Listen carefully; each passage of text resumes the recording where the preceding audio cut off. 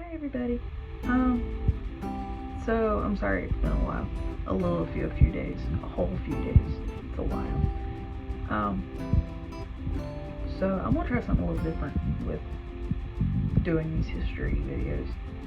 Um, so I'm gonna tell you, I mean, if you haven't realized before, I love making slideshows. I will make any excuse to make slideshows. I'm a nerd for that. Yeah. So today we'll be talking about the Revolutionary War, or other people will call it the American Revolution. So, it took place between 1775 and 1783, and it arose from the growing tensions between residents of Great Britain's 13 North American colonies and the colonial government, which represented the British Crown. Okay, so declaring independence. When the Second Continental Congress convened in Philadelphia, the delegates Benjamin Franklin and Thomas Jefferson had voted to form a Continental Army with George Washington as its commander-in-chief. And I'm sure y'all know about this because it's around the time that they did the Declaration of Independence and all that. So,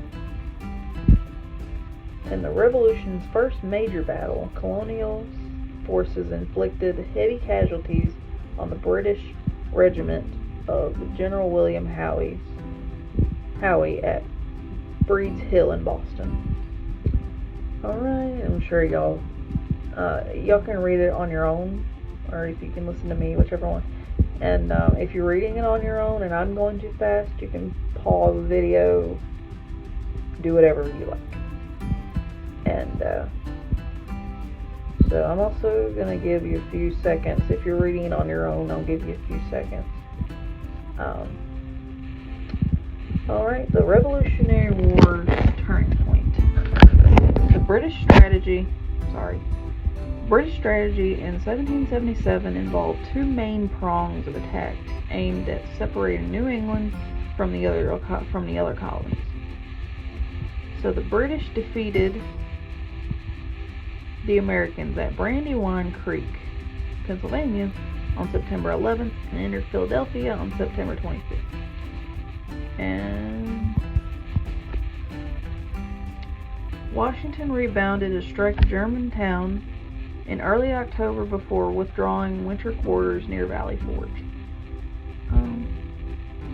So an American victory of the Battle of Saratoga would prove to be a turning point of the American Revolution, as it prompted France to enter the war openly on the American side, though it would not formally declare war on Great Britain until June of 1778. So, and then this had begun as a civil conflict between the Britain and its colonies had become a world war. I should have gave y'all a few more seconds, but it's fine. I basically read the whole thing, so. Alright, the Battle of the South, in the South. During the long, hard winter at Valley Forge, Washington's troops benefited from the training and discipline of the Prussian military officer Baron Frederick von Steuben. I think that's how you pronounce it. Pretty dang close. And the leadership of the French aristocrat Marquis de Lafayette. That sounds about right. I'm doing good on these pronouncing names and towns and stuff.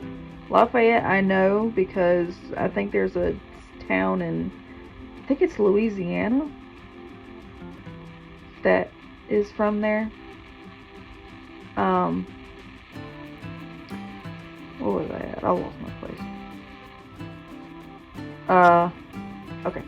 On June 28, 1778, British forces under Sir Henry Clinton, who had replaced Howe, attempted to withdraw from Philadelphia to New York.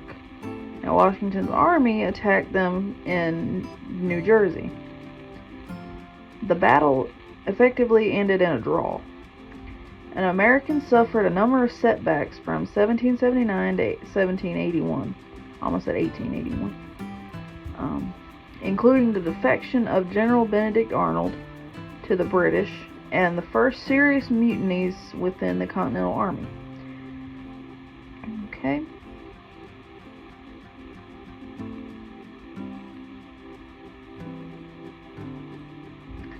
Alright. The Revolutionary War draws to a close. And by the fall of 1781, Nathanael Greene's American forces had managed to force Cornwallis and his men to withdraw to Virginia's Yorktown Peninsula, near where the York River empties into Chesapeake Bay. Okay. So Washington moved against Yorktown with a total of around 14,000 soldiers, while a fleet of 36 French warships offshore prevented British reinforcements or evacuation. So while being trapped and empowered, Cornwallis was forced to surrender his entire army on October 19th. Alright. So, though the movement for American independence effectively triumphed at the Battle of Yorktown, observers did not see it as a decisive victory yet. So British forces remained stationed around Charleston, South Carolina, obviously, and the powerful main army still resided in New York. Pretty cool. Alright, here's part 2 of that one. I couldn't fit everything in.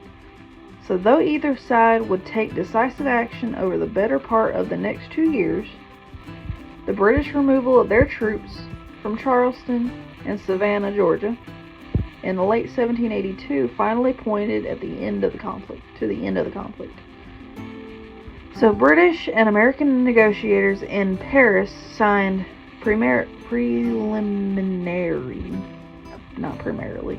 I don't know what that was. So this was the Treaty of Paris. This was basically the Treaty of Paris in 1783.